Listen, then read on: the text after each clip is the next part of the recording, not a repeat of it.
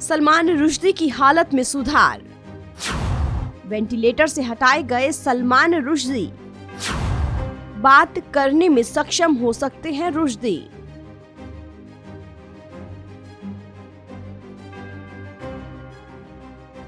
दुनिया के मशहूर लेखक सलमान रुश्दी पर शुक्रवार न्यूयॉर्क में आयोजित एक कार्यक्रम में 24 साल के युवक ने कई बार चाकुओं से हमला कर गंभीर रूप से घायल कर दिया, जिसके बाद उन्हें अस्पताल में भर्ती कराया गया। जानलेवा हमले के बाद लेखक सलमान रुश्दी की सर्जरी की गई और वेंटिलेटर पर रखा गया। सलमान रुश्दी का इलाज कर रहे डॉक्टरों का कहना था कि वो अपनी एक आंख खो सकते हैं। उनकी हाथ की नसें कट गई थीं। उनके लीवर में भी जख्म है।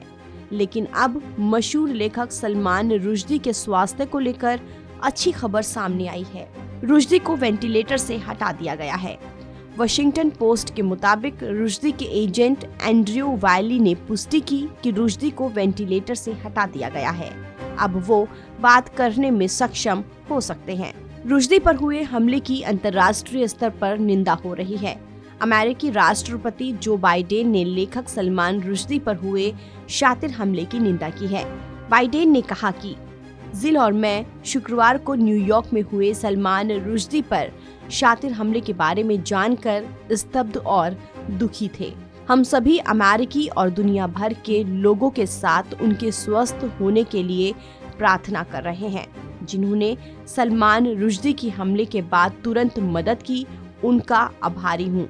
उन्होंने आगे कहा कि सलमान रुश्दी मानवता के साथ खड़े रहें। वहीं ब्रिटेन के प्रधानमंत्री बोरिस जॉनसन ने एक ट्वीट में कहा, इस बात से दुखी हूँ कि सर सलमान रुश्दी को एक अधिकार का प्रयोग करते हुए चाकू मार दिया गया। हमें कभी भी बचाव करना बंद नहीं करना चाहिए। मेरी दुआएं उनके प्रियजनों के साथ हैं। हम सभी उम्मीद कर रहे हैं कि वो ठीक हों।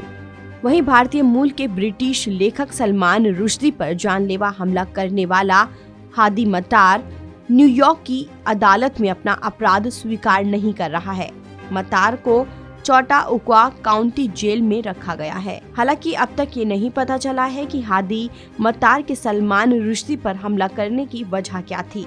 बता दें कि 1981 में अपने उपन्यास मिडनाइट्स चिल्ड्रन से सुर्खियों में आए 75 वर्षीय लेखक को उनकी 1988 की किताब सैटेनिक वर्सेस लिखी थी, जिस पर वहां के मुस्लिम समाज ने आरोप लगा दिया कि ये किताब उनके धर्म का अपमान करती है। उस किताब के बाद हालात इतने बिगड़ गए कि साल 1989 में ईरान के दिवंगत नेता आयतुल्लाह ने एक फतवा जारी किया, जिसमें रुश्दी की मौत का आह्वान किया गया था। यही नहीं, फतवा में रुश्दी को मारने वाले को $3 मिलियन का इनाम देने की भी बात कही गई थी। बता दें कि भारतीय मूल के सलमान रुश्दी ने साल 2016 में अमेरिका की नागरिकता ली थी और वो तभी से न्यूयॉर्क में रह रहे थे। फिलहाल इस खबर में इतना ही। देश और दुनिया की तमाम खबरों के लिए आप बने रहिए वन इंडिया हिंदी के साथ।